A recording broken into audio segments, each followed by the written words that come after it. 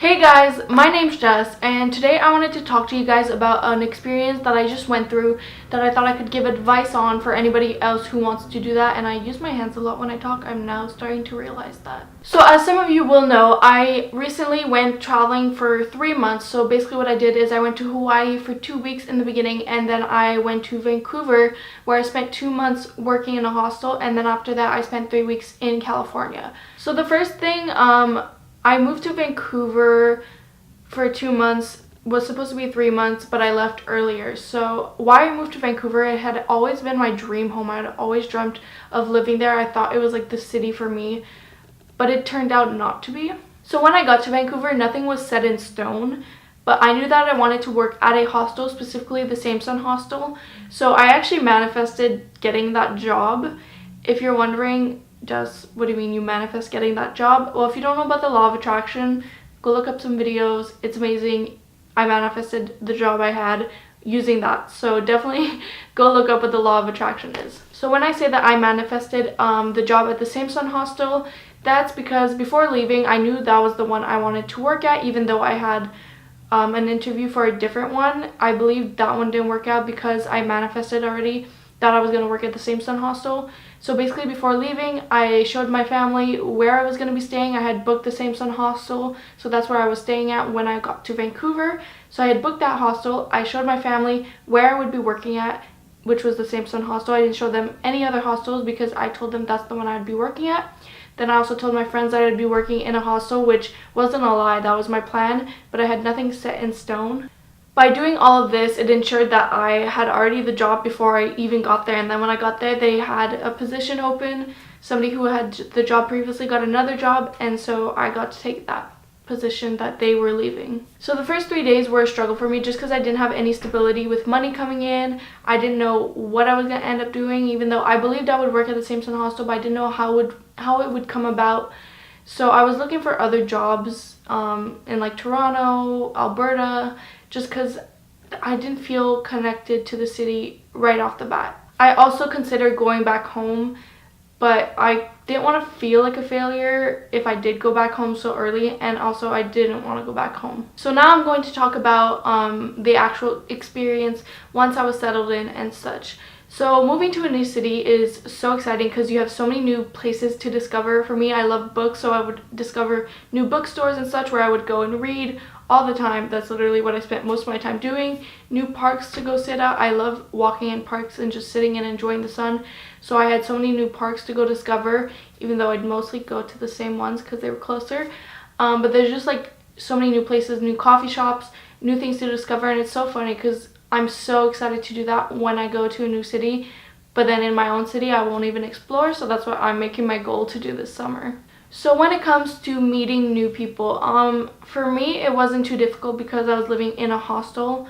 So meeting new people was more than easy. I was always interacting with guests when I was at work, and just obviously all of my coworkers, all my international coworkers, and then just people coming in. You can be in the common area in the kitchen and you just meet people all the time.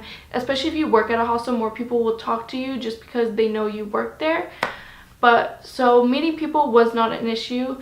The issue I found was it's hard to maintain friendships, or not maintain friendships, but just since it's a hostel, people are coming in and out, you only really get to spend a couple days with them. Like I made some really good friends, but then they'd leave, and then it's like on to the next person, on to the next person, on to the next person, which I love meeting new people. It's why I went and worked in a hostel, but it definitely made it difficult having friends there the whole time. So the advice I give for meeting new people, especially if you're not going to be living in a hostel, is to just go out there. I know this sounds like everybody tells you just go out there, go out where, just like go to a coffee shop, talk to somebody. Even a bookstore is such a great place to connect with people about what they're reading about.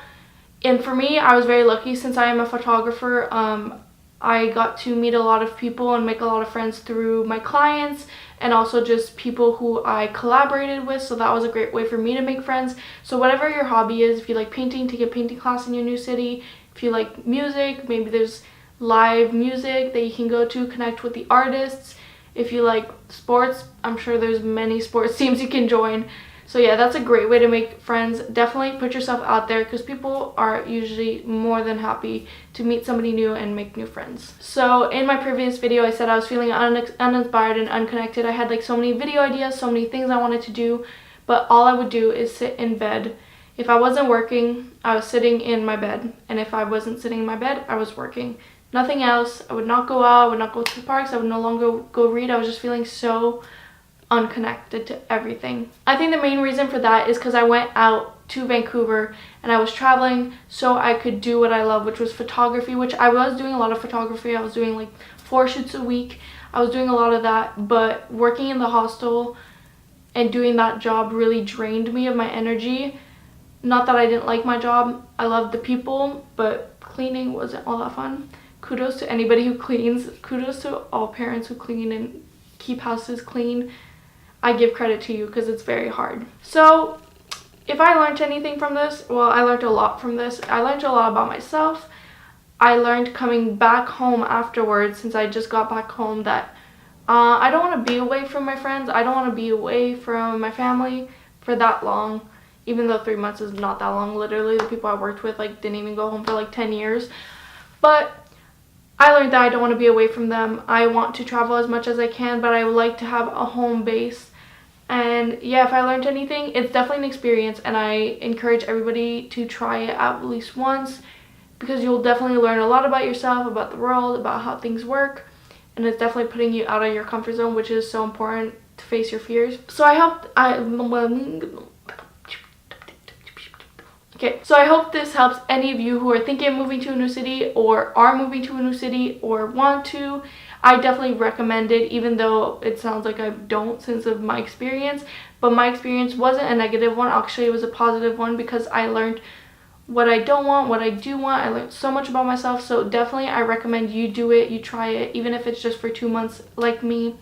It's definitely an experience. So yeah, subscribe if you're new here. More content coming. That's what I'm going to be doing all summer and all throughout, I don't know when. But yeah, I'll see you guys next time for a new video. Goodbye.